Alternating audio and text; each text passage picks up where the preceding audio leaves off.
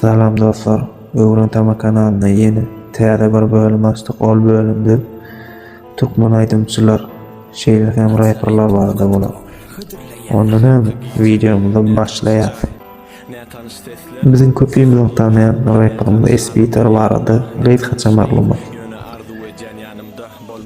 Süleyman Şakow 1991-nji ýylyň 17-nji ýanwaryna Kızlargatda, ýagny Şubat Serdar şäherinde dogulýar.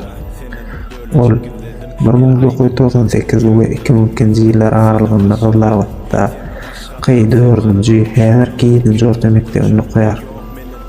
2002-2008-nji ýyllar aralygynda Aşgabatda 65-nji orta mekdebini goýar we şol ýerdäki mekdebi tamamlaýar.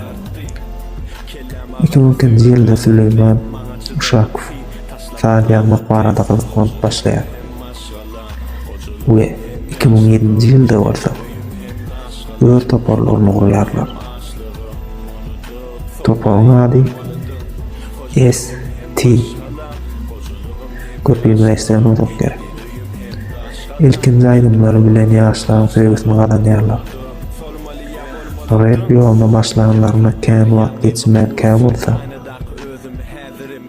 biziň ýeni tanıyan bagşylarymyz Mehri Pirowy, Berdibi, Gözel Anam Muhammedowa dagılar bilen işleýärler.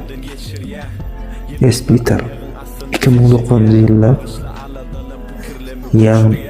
ýeköy rap okumana başlaýar. Ana şonu Süleyman Şakow S.T. grupasyndan çykyp öz başta S-Beater ady bilen rap okap başlaýar. S-Beater diýmek Süleyman Sazı diýmek. Ondan hem şu ayrı videomu kutuya hoş, sağ ol.